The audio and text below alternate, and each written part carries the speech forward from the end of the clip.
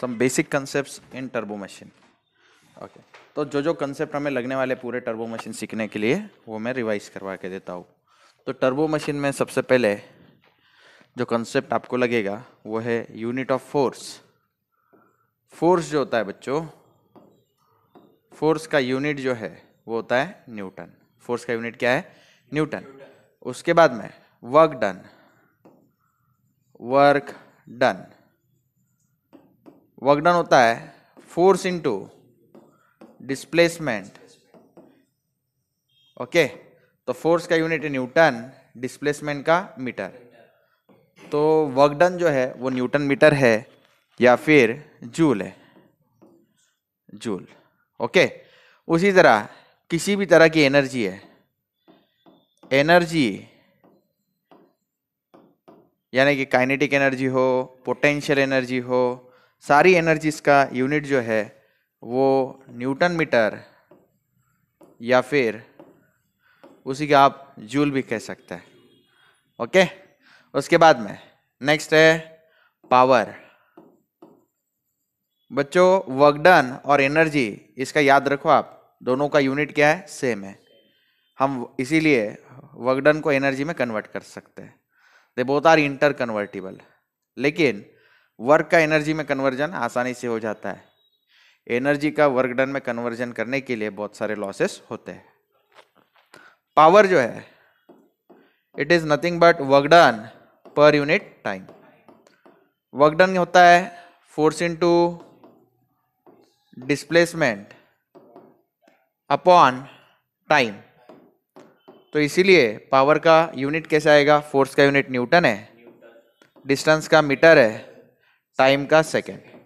तो Newton metre per second बोलिए या फिर, और न्यूटन मीटर को आप जूल कहते हो, पर सेकेंड कहो, या फिर जूल पर सेकेंड को आप क्या बोलो बेटा? वैट. तो इस तरह से आपको सारे यूनिट्स पता होने चाहिए. फिर से एक बार, वर्क का फोर्स का यूनिट क्या है? न्यूटन. वर्क डन का यूनिट क्या क्या है? न्यूटन मीटर या फिर जूल. एनर्जी का यूनिट क्या है? वही न्यूटन मीटर और जूल. पावर का यूनिट क्या है? न्यूटन मीटर पर सेकेंड और जूल पर सेकेंड और वैट. इसके बाद में एक इंपॉर्टेंट कन्वर्जन सभी बच्चों को पता होना चाहिए. बच्चों 746 वैट जो है ये क्या बताया मैंने? स्टैंडर्ड एसआई यूनिट्स, ये मैंने एक्सप्लेन किया. इसके बाद में इंपॉर्टेंट कन्वर्जन्स जो हमें बार बार लगेंगे पूरे टर्बो मशीन में वो मैं सिखा देता हूँ. Okay, important convergence.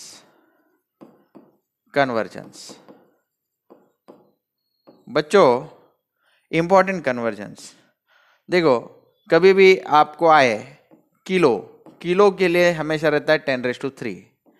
फिर मेगा, मेगा होता है 10⁻6. गीगा, गीगा होता है 10⁻9. ओके, तो बच्चों ये यूनिट कन्वर्जन हमें बहुत सारी जगहों पे रिक्वायर्ड है. जैसे कि कुछ एग्जाम्पल मैं आपको देता हूँ. 1 kilowatt, 1 kilowatt is what? It is actually 10⁻3 watt. और वैट जो होता है, वैट जो होता है मैंने आपको बताया it is joule per second, या फिर आप उसी को 10⁻3 न्यूटन मीटर पर सेकेंड कह सकते हो. तो यूनिट कन्वर्जेंस में कोई भी बच्चा अपनी क्लास का गड़बड़ करेगा नहीं. मैं स्पेशली यूनिट कन्वर्जेंस सिखा रहा हूँ. उसी के बाद में 1 मेगावाट अगर कोई कह दे तो mega is how much? 10⁻6 watt, या फिर 10⁻6 जूल पर सेकेंड, या फिर 10⁻6 newton metre per second. After that if it is 1 gigawatt 10⁻9 watt होता है. आप इसको 10⁻9 जूल पर सेकेंड कहो या फिर 10⁻9 न्यूटन मीटर पर सेकेंड कहो. इसके बाद में बच्चों वर्क डन में एक इंपॉर्टेंट कन्वर्जन है जो आपको याद रखना है, हॉर्स पावर। हॉर्स पावर जो है वो इसी का यूनिट है वर्क डन का। 1 horse power is 746 watt. 1 horse power is 746 watt. तो ये सारे कन्वर्जन्स, ये सारे बेसिक कंसेप्ट आपको आने चाहिए।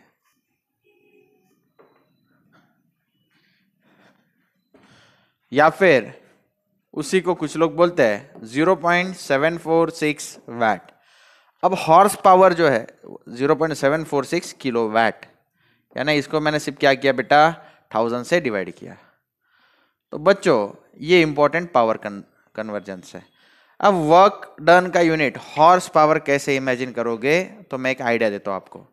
पुराने जमाने में जब शुरू में पावर का इन्वेंशन हुआ था, joule was the scientist who did this. तो लोगों को इमेजिन नहीं हो रहा था पावर क्या कंसेप्ट है, तो उसने उस पावर को समझाने के लिए उसने एक एनिमल का यूज किया, हॉर्स। तो एक हॉर्स में कितनी ताकत होती है, 746 वैट। ये बाद में widely car manufacturers, bike manufacturers इन्होंने यूज करना चालू कर दिया लोगों को समझाने में कि हमारा जो व्हीकल है वो कितना पावरफुल है। उससे पहले लोग हॉर्स कार्ट यूज करते थे, हॉर्स यूज करते थे यहाँ से वहाँ मूवमेंट के लिए। तो मान लो किसी ने, बाइक मैन्युफैक्चरर ने बोल दिया my bike is 5 horse power, यानी लोग समझ जाते थे इस बाइक में इतनी क्षमता है। कितनी क्षमता है, 5 घोड़ों की क्षमता है। ठीक है, यानी 5 घोड़ों में जो पावर है वो इस बाइक में है। या कोई बोलेगा फेरारी 500 हॉर्स पावर है, तो ऐसा मान के चलो 500 हॉर्सेस आपको खींच के लेके जा रहे हैं। तो ये जो है ये लॉजिकल चीजें है। ये यूनिट कन्वर्जेंस अगर प्रॉपर आ जाए तो टर्बो मशीन आसान हो जाता है। चलो आगे बढ़ते हैं हम अभी।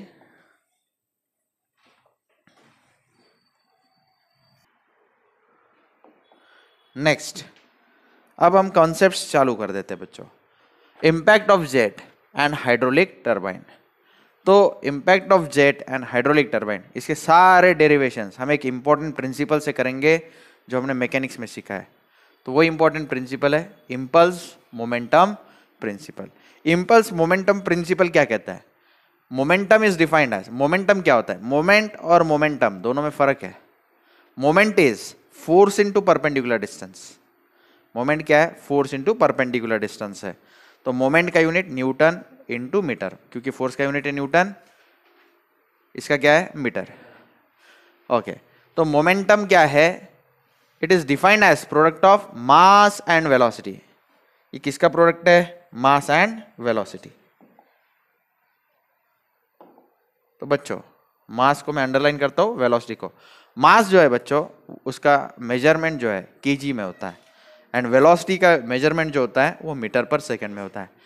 मैं आपको सम बेसिक कंसेप्ट्स इन टर्बो मशीन जो लिख के दिया है उसमें एक एडिशनल चीज बता दूंगा कि मास का यूनिट जो है, मास जो है वो किस में मेजर होगा, हमेशा केजी। और अगर वेट मेजर कर रहे हैं हम लोग, वेट वेट होता है मास इंटू ग्रेविटी। वेट का क्या है, mass into gravity. Mass kg में, ग्रेविटी का unit metre per second square. Moral of the story, weight का यूनिट क्या होगा बच्चा, मैं बताता हूं वेट का यूनिट क्या होगा।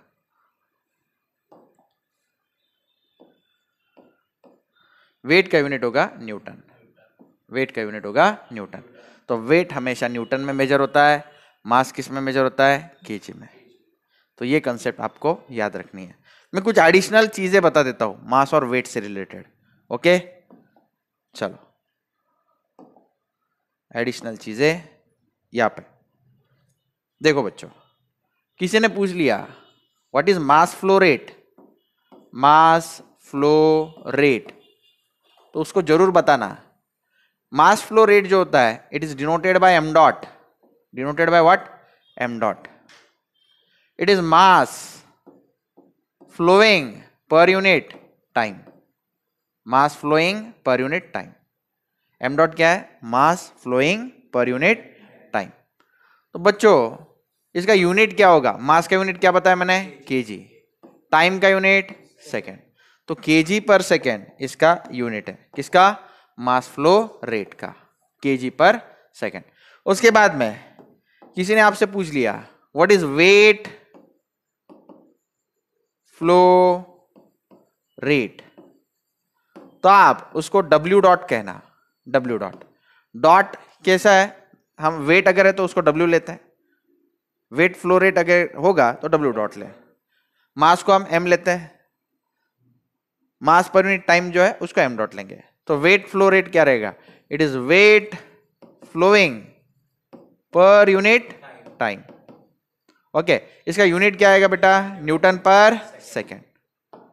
तो ये कंसेप्ट आपको पता होना चाहिए। उसके बाद में एक इंपॉर्टेंट कंसेप्ट होता है mass density. Mass density it is denoted by rho, it is denoted by rho. तो रो जो होता है it is mass per unit volume. Mass का यूनिट जो है बच्चा वो केजी है, और वॉल्यूम किस में होता है? मीटर क्यूब या फिर लीटर्स में होता है। तो केजी पर मीटर क्यूब ये मास डेंसिटी का यूनिट है। उसके बाद में आएगा वेट डेंसिटी। वेट डेंसिटी जो होता है, weight density, weight density small w से डिनोट होगा। It is defined as weight per unit volume. Weight को हम क्या बोलते हैं बेटा? Mass into gravity upon volume. Mass का यूनिट क्या है? मास केजी में मेजर होता है। या फिर आप क्या करो, देखो बेटा, मास, ये देखो यूनिट, यूनिट यहां पे लिखता हूं, वेट का यूनिट न्यूटन, वॉल्यूम का मीटर क्यूब। तो इसका unit weight per unit volume है Newton per metre cube. Okay, ये डेरिवेशन का अगला पार्ट है। ये देखो, मास पर यूनिट वॉल्यूम को मैं क्या बोलता हूं? मास डेंसिटी। मास पर यूनिट वॉल्यूम को क्या बोलता हूं? Mass density. यानी इसको जगह पे कौन आएगा? रो इंटू जी, रो इंटू जी। सही है। तो स्मॉल w जो है उसके लिए और एक फॉर्मूला है, it is what? Rho into G. Okay, तो weight density is mass density into gravity. जैसे वेट था मास इंटू ग्रेविटी, w क्या था? mg। देखो पिछले पेज पे देखो, वेट क्या था? Mass into gravity. वैसे वेट डेंसिटी क्या है? Weight density is mass density into gravity. मैं कुछ स्टैंडर्ड चीजों का मास डेंसिटी आपको बता देता हूं। जैसे कि रो फॉर वाटर हमें बार बार लगता रहेगा, इसका वैल्यू लर्न कर लो। प्योर वाटर का मास डेंसिटी होता है 1000 kg per metre cube. It is standard example. Okay, अब weight density, weight density of water is nothing but mass density of water into G. Mass density of water is 1000, G का value कितना है? 9.81। तो total कितना हो गया? 9810 newton per metre cube.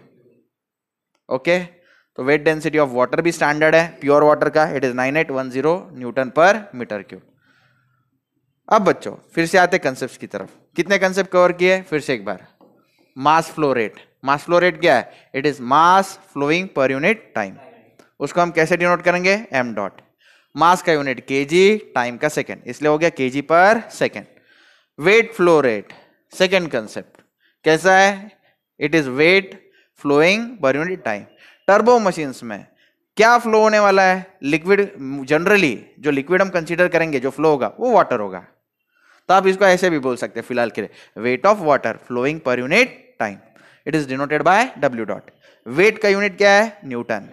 Okay, तो बच्चों मैं आपको छोटा सा एक डेरिवेशन करके दिखाता हूं। m डॉट को आप एक फॉर्मूला बता दो, rho G H, sorry m dot को है रो क्यू भी बोल सकते हैं, रो क्यू। क्यू, रो मतलब क्या है बोलो? मास पर यूनिट वॉल्यूम, और क्यू यानी डिस्चार्ज होता है। डिस्चार्ज क्या होता है?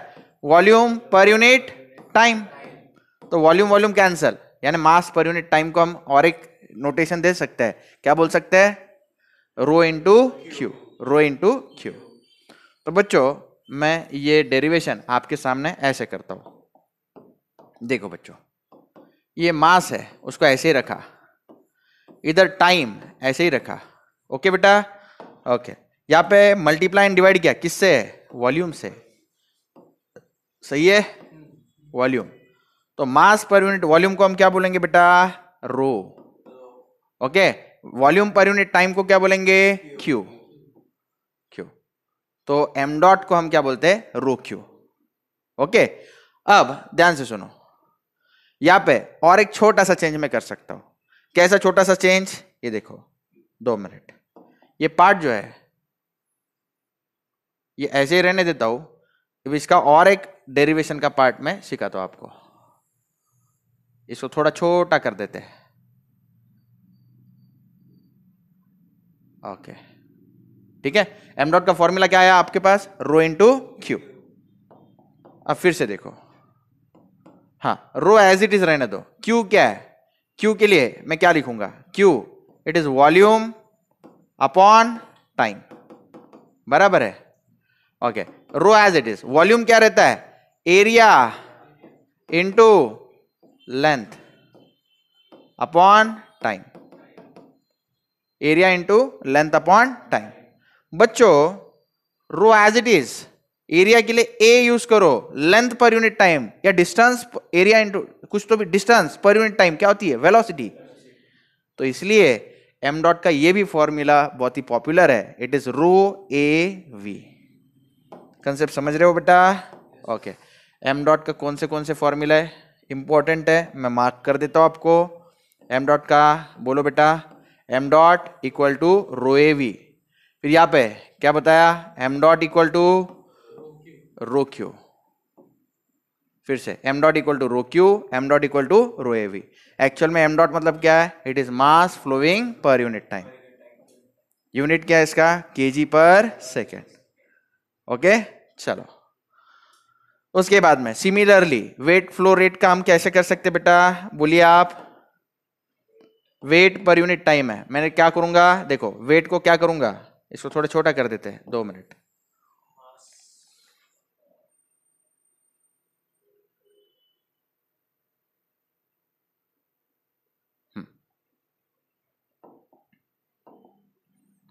Weight upon volume, okay, into volume upon time, ऐसा कर सकते हैं ना। तो वेट अपॉन वॉल्यूम क्या होता है बच्चों? वेट अपॉन वॉल्यूम क्या होता है? Weight upon volume, weight per unit volume is weight density denoted by small W. ऐसा हो सकता है आपके कॉलेज के टीचर्स ग्यामा यूज करते हो। स्मॉल डब्ल्यू को और एक नोटेशन है, स्मॉल डब्ल्यू को और एक नोटेशन है, ये स्मॉल डब्ल्यू यूज करो, या फिर और एक नोटेशन क्या बोला मैंने? ग्यामा। तो अलग अलग टेक्स्ट बुक में अलग अलग नोटेशन है। अपने क्लास के बच्चे स्मॉल डब्ल्यू यूज करेंगे, ओके, क्योंकि अपने यहाँ पे फ्लूइड मैकेनिक्स जब हम सीखा था तो स्मॉल डब्ल्यू यूज करते थे। तो बच्चों को कन्वीनियंट रहे इसलिए मैं पूरे अंत तक स्मॉल डब्ल्यू यूज करूंगा। वेट पर यूनिट वॉल्यूम क्या है? Weight density. Volume, volume per unit time, volume per unit time, बोलो बेटा, वॉल्यूम पर यूनिट क्या क्या होता है? डिस्चार्ज। तो W इंटू क्यू। ओके, तो ये डब्ल्यू क्यू एक इंपॉर्टेंट फॉर्मूला किसका? वेट डेंसिटी का, सॉरी वेट फ्लो रेट का। वेट फ्लो रेट का ये important formula W dot is what? W into Q. After that बच्चों इसको अगेन फर्दर कैसे डिराइव करें? स्मॉल डब्ल्यू इंटू क्यू क्या करता है? Q is volume upon time. हम क्या कर सकते हैं? बोलो, डब्ल्यू इंटू वॉल्यूम की जगह पे area into length upon time.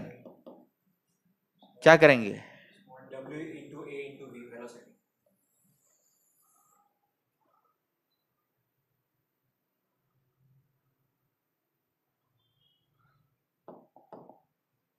Yes,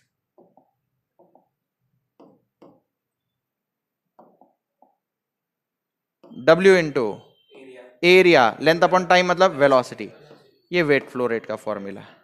तो इस तरह से हमने देखो कितने सारे फॉर्मूले डिराइव कर दिए। ओके, और डिस्चार्ज जिस बच्चे को नहीं पता मैं उसको डिटेल में डिस्चार्ज का भी डेफिनेशन लिखवा के देता हूं।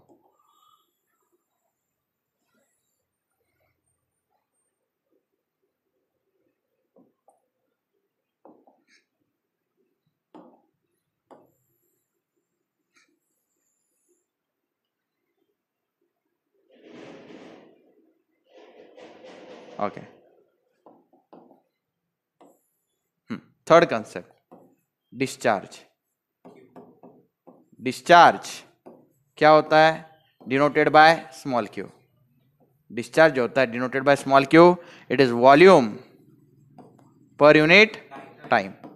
वॉल्यूम पर यूनिट टाइम होने के कारण इसका यूनिट क्या है? Metre cube per second. Okay, SI unit क्या है? Metre cube per second. Volume per unit time को हम area into length upon time, यानी एरिया इंटू वेलोसिटी भी कहते हैं। एरिया इंटू वेलोसिटी भी कहते हैं। वेलोसिटी, ओके, ये डिलीट या इसी को area into velocity V. Okay, ऐसा यूनिट क्या है इसका? Metre cube per second. Okay बच्चों, तो ये सारे कंसेप्ट, तीसरा ये कौन सा? Fourth concept. ये कौन सा? Fifth concept. ओके, ठीक है, ये कंसेप्ट हमें लगने वाले। उसके बाद में वेलोसिटी का यूनिट तो आप लोगों को पता ही है। वेलोसिटी पता है ना? फिफ्थ। सिक्स्थ, वेलोसिटी बोल दो। वेलोसिटी क्या होती है? डिस्टेंस पर यूनिट टाइम। यूनिट क्या आएगा? Metre per second. ओके, तो ये सारे बेसिक कंसेप्ट्स हमें आगे डेरिवेशंस में लगने वाले, इसलिए मैंने थोड़ा पीछे जाके कंसेप्ट्स करवा लिए। एक बार रिवाइज करवा देता हूँ क्या क्या किया था। सम बेसिक कंसेप्ट्स इन टर्बो मशीन जो जो लगने वाले। फोर्स, फोर्स का स्टैंडर्ड यूनिट पता होना चाहिए, न्यूटन। फिर वर्क डन क्या होता है? Force into displacement. तो फोर्स का न्यूटन, डिस्टेंस का या डिस्प्लेसमेंट का मीटर। न्यूटन इंटू मीटर क्या होता है बेटा? जूल। उसके बाद में एनर्जी का यूनिट भी वर्क के जैसा ही होता है, क्योंकि work and energy are interconvertible. तो एनर्जी का भी यूनिट न्यूटन मीटर या फिर जूल है। पावर क्या है? वर्क डन पर यूनिट टाइम होता है। तो वर्क डन का यूनिट चोरी कर लिया। देखो वर्क डन क्या होता है? Force into distance upon time. Force का यूनिट न्यूटन, डिस्टेंस का मीटर, टाइम का second. Newton metre per second को दूसरा नाम क्या है? जूल पर सेकंड। जूल पर सेकंड को तीसरा नाम क्या है? वैट। उसके बाद में इंपॉर्टेंट कन्वर्जन्स, किलो अगर है तो 10⁻³ लेना, मेगा अगर है तो 10⁻⁶ लेना, गीगा अगर है तो 10⁻⁹ लेना। 1 किलोवाट क्या होता है? 10⁻³ वैट होता है। 1 मेगावाट क्या होता है? 10⁻⁶ वैट होता है। 1 गीगावाट क्या होता है? 10⁻⁹ वैट होता है। आगे मैंने सिर्फ वैट की जगह पे जूल पर सेकेंड और जूल पर सेकेंड की जगह पे न्यूटन मीटर पर सेकेंड भी लिख सकते हैं, ऐसा लिख के दिया। उसके बाद में 1 horse power is what? Important concept समझाया, 746 वैट होता है या 0.746 किलोवाट। इसको सिर्फ मैंने 1000 से डिवाइड किया। मास जो है हमेशा केजी में मेजर होगा, वेट जो है हमेशा न्यूटन में मेजर होगा। वेट क्यू की क्या होता है? Mass into gravity. मास का यूनिट केजी, ग्रेविटी का मीटर पर सेकंड स्क्वायर। उसके बाद में हमने क्या रिवाइज किया? मास फ्लो रेट, एक नया कंसेप्ट देखा। मास फ्लो रेट क्या है? Mass of water flowing per unit time. इस टर्बो मशीन में हम वाटरी फ्लूइड देखेंगे बार बार, 99% वाटरी फ्लूइड रहेगा। तो मास पर यूनिट टाइम, इसको डिराइव बाद में रो क्यू किया और रो ए वी किया। कैसे किया? मास को ये देखो divide by volume multiply by volume किया। ओके, अब मास पर यूनिट वॉल्यूम को क्या होता है? मास डेंसिटी होता है। आगे समझाया, mass per unit volume is mass density denoted by rho, तो इसलिए रो लिया। वॉल्यूम पर यूनिट टाइम क्या होता है? डिस्चार्ज होता है, डिनोटेड बाय क्यू। आगे चल के रो एज इट इज, क्यू यानी डिस्चार्ज को फिर से क्या लिखा? वॉल्यूम पर यूनिट टाइम, क्योंकि वॉल्यूम को क्या लिखना है? Area into length upon time. Area A है, लेंथ अपॉन टाइम मतलब वेलोसिटी। तो rho A V, M dot is rho A V, M dot is rho A V. V की अलग अलग वैल्यूज हम देखेंगे आगे चल के। उसके बाद में वेट फ्लो रेट क्या होता है? वही कंसेप्ट है, सिर्फ यहाँ पे डब्ल्यू डॉट है। It is weight of water flowing per unit time. Weight क्या होता है? Weight per unit volume into volume upon time. Weight per unit volume क्या है? Weight density. Volume per unit time क्या है? Discharge, that is Q. तो W Q, W dot is W Q, M dot is rho Q. आगे चल के W as it is, Q के जगह पे वॉल्यूम अपॉन टाइम। वॉल्यूम होता है area into length upon time. Length upon time क्या है? वेलोसिटी है। एरिया ए है, स्मॉल डब्ल्यू। तो इस तरह के फॉर्मूलेस हमें बार बार लगेंगे। फिर बाद में डिस्चार्ज, मैंने कंक्लूड करते वक्त डिस्चार्ज क्या है? Area into velocity find out कर दिया, क्योंकि डिस्चार्ज ये volume per unit time, volume को हम एरिया इंटू लेंथ लेंगे। Length upon time is nothing but velocity. Length travelled पर unit time is nothing but velocity. SI unit क्या रहेगा, डिस्चार्ज का मीटर क्यूब पर सेकेंड। फिर ये मास डेंसिटी और वेट डेंसिटी, ये तो कंसेप्ट हमारे फ्लूइड मैकेनिक्स के ही है, आपको ऑलरेडी पता थे। Mass density of water standard है 1000 kg per metre cube, weight density of water भी स्टैंडर्ड है, it is 9810 newton per metre cube. Derive भी मैंने आपको करके दिखाया। वेट डेंसिटी और मास डेंसिटी में क्या रिलेशन है, weight density is mass density into gravity. जैसे weight is mass into gravity है, वैसे weight density is mass density into gravity है। उसके बाद में velocity is distance upon time. अब चालू करते हैं कंसेप्ट फिर से एक बार। तो जैसे कि मैंने आपको बताया, मोमेंट और मोमेंटम में फर्क है। Moment is force into distance, force into perpendicular distance, वो मैकेनिक्स में यूज होता है। मोमेंटम जो है टर्बो मशीन्स में यूज करेंगे। मोमेंटम क्या है, it is defined as product of mass and velocity. Mass and velocity का प्रोडक्ट है। मास का यूनिट क्या होता है बेटा, मास का यूनिट केजी, वेलोसिटी का यूनिट क्या है, मीटर पर सेकेंड। तो मोमेंटम अगर कोई कहता है तो यूनिट उसका क्या रहेगा, मोमेंटम का ऐसा यूनिट क्या रहेगा, kg metre per second. Momentum का ऐसा यूनिट क्या होगा, SI unit kg metre per second. Okay, तो momentum is defined as product of velocity, mass and velocity of the body. Momentum is what, m into V, according to Newton second law of motion. ये तो बच्चा जानता है, ये रटी रटाई चीजें होती है। According to Newton second law of motion, the magnitude of applied force is equal to rate of change of momentum. जितना फोर्स हम लगा रहे हैं वो इक्वल टू क्या होता है, rate of change of momentum होता है। फोर्स क्या है, सब लोग जानते हैं, force is a vector quantity. Vector किसको कहते हैं, वेक्टर ऐसी चीज होती है जिसके पास मैग्नीट्यूड भी है एंड डायरेक्शन भी है। तो फोर्स के पास दोनों रहती है, मैग्नीट्यूड भी रहती है, डायरेक्शन भी रहती है। The direction of force will depend on the direction in which change of momentum takes place. Change of momentum जिस डायरेक्शन में होगा उस डायरेक्शन में फोर्स लगेगा। दस देखो बच्चा, फिर से एक बार, Newton second law of motion क्या कहता है, applied force F is what, rate of change of momentum. Rate of change of momentum मतलब मोमेंटम का डेरिवेटिव लेना है with respect to what, time T. तो हम डेरिवेटिव ले लेते हैं, डेरिवेशन की शुरुआत कर देते हैं। तो देखो बेटा, d by D T into mass into क्या किया, velocity. d by D T mass into velocity. अब बच्चों ये डेरिवेटिव कैसे लिया जाएगा, देखो आप जानते हैं u इंटू वी रूल होता है डेरिवेटिव में। क्या होता है derivative of u into V rule, बोलो ना। u constant, derivative of v with respect to t plus v constant, derivative of u with respect to t। ठीक है, तो हम ऐसे ही यहां पे करेंगे। सबसे पहले बोलो बच्चा, mass constant, m constant, derivative of v with respect to t plus v constant, derivative of m with respect to t। ठीक है, सबसे पहले m constant, derivative of v with respect to t, फिर v constant, derivative of m with respect to t। अब इसमें क्या problem है बेटा, ध्यान से सुनो। आप और एक कंसेप्ट जानते हैं, derivative of a constant term क्या होता है, डेरिवेटिव ऑफ कांस्टेंट टर्म होता है जीरो। तो कोई लिक्विड अगर फ्लो होता है, मान लो ये जेट है, ओके, जेट मतलब एक नली है और इसके बाहर क्या आने वाला है, पानी आने वाला है। तो पानी अगर फ्लो हो रहा है तो उस पानी का मास जो है वो क्या रहेगा, कांस्टेंट। फॉर गिवन बॉडी उसका मास हमेशा क्या रहता है, कांस्टेंट रहता है पर्टिकुलर इंस्टेंट के लिए। तो मास अगर कांस्टेंट है, उस कांस्टेंट का डेरिवेटिव क्या लेना चाहिए, जीरो। तो ये जो टर्म है बच्चों, इसका वैल्यू क्या होना चाहिए, जीरो। क्यों ऐसा, since mass m is constant, तो कांस्टेंट का डेरिवेटिव हमेशा क्या रहता है, जीरो। तो फोर्स का फॉर्मूला क्या आ गया, m into D V by D T plus V into zero.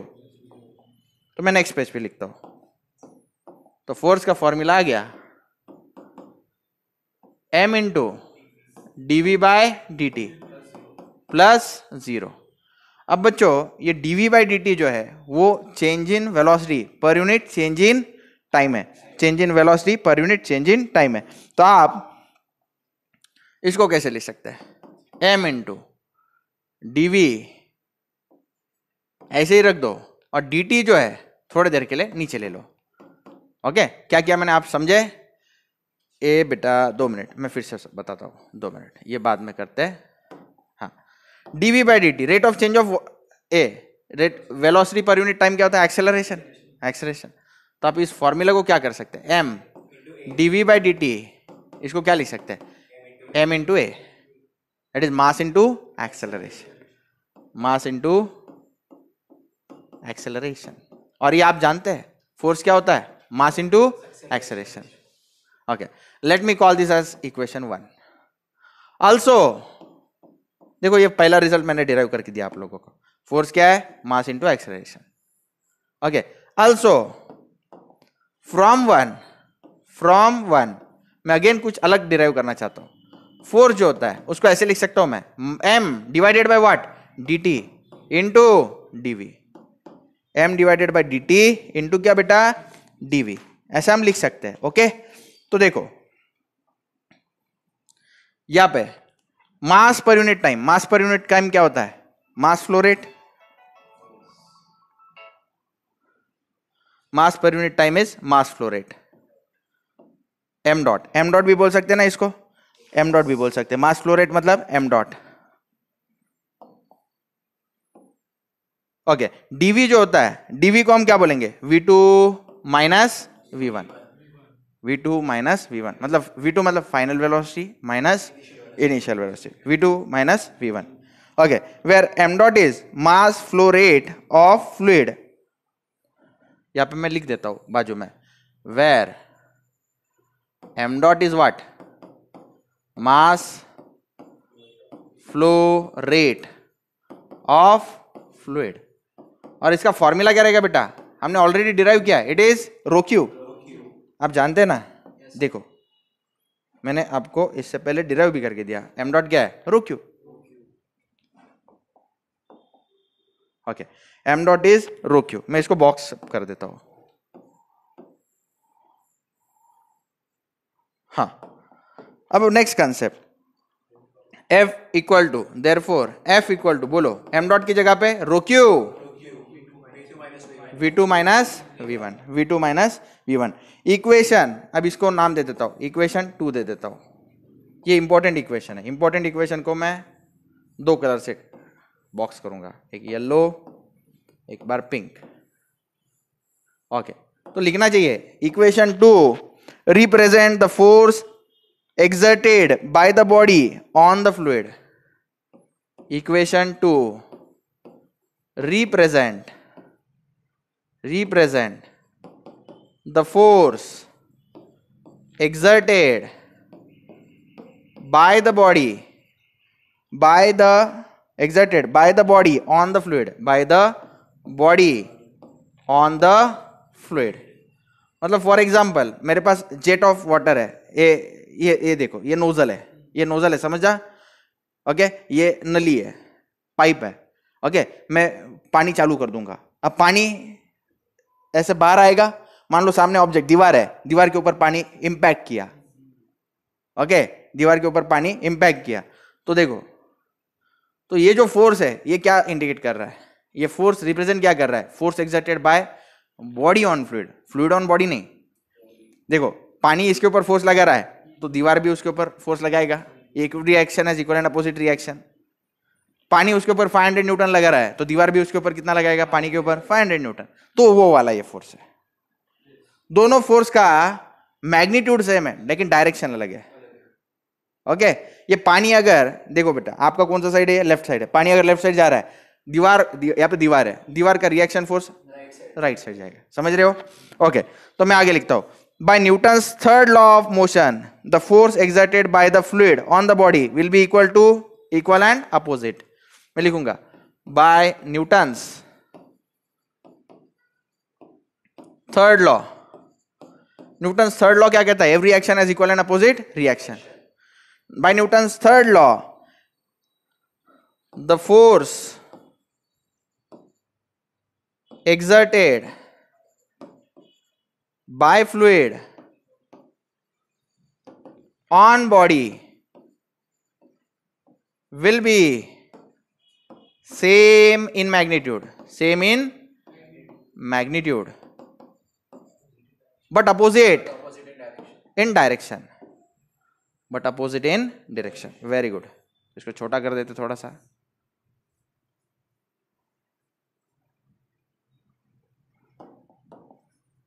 but opposite in direction. तो ये फोर्स की वैल्यू क्या होगी? Thus force exerted by fluid on body, thus force exerted by fluid on body is given by what? ये कैसे दिया जाएगा? देखो बेटा, मैग्नीट्यूड वही लेकिन डायरेक्शन अलग. डायरेक्शन अगर अलग है, ये पॉजिटिव है तो डायरेक्शन अलग है तो क्या लूं मैं? नेगेटिव. Very good. सारे मैकेनिक्स के कंसेप्ट लगने वाले हैं. मैकेनिक्स, फ्लूइड मैकेनिक्स, आज तक आपने जितना भी पढ़ा है सारा अप्लाई होगा. Forces minus rho Q V2 minus V1. अब ये माइनस साइन अंदर जाएगा. Rho Q V1 minus V2. Rho Q V1 minus V2. This is the very important formula. Let me call this as 3. और ये आगे आने वाले सारे डेरिवेशंस में यही फॉर्मूला मैं यूज करने वाला हूं. यही फॉर्मूला यूज करने वाला हूं. अब देखो बच्चों, इतना हो गया. हाँ, अब मैं एक स्टेटमेंट देता हूं. Note, remember force exerted bye fluid on body. Remember force exerted by fluid on body must be equal to. देखो बेटा, रो क्यू जो है उसको मैं क्या बोल सकता हूं? एम डॉट बोल सकता हूं. M dot into V1, M dot into V1 minus M dot into V2. किस किस को समझ में आ रहा है? यस. रो क्यू को किसी क्या बोला मैंने? एम डॉट इंटू V1, फिर M dot minus M dot into V2. M dot into V1 क्या होता है? Rate of change in, rate of momentum. ये एम डॉट क्या है? Rate of momentum initially minus rate of momentum finally. इनका ये हमेशा सबट्रैक्शन होगा. तो ये भी नोट आपको याद रखना है. ये हम हर डेरिवेशन में यूज करेंगे ये नोट. ओके, मैं इसको बॉक्स कर देता हूं.